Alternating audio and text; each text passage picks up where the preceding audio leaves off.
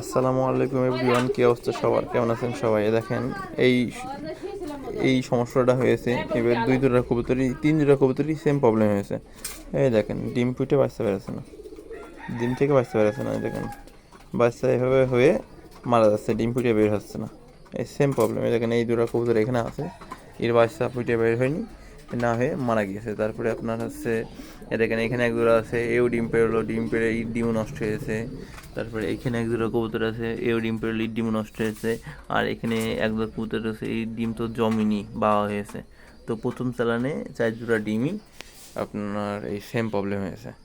তো আশা করা যায় পরের বার কী অবস্থা হয় দেখি।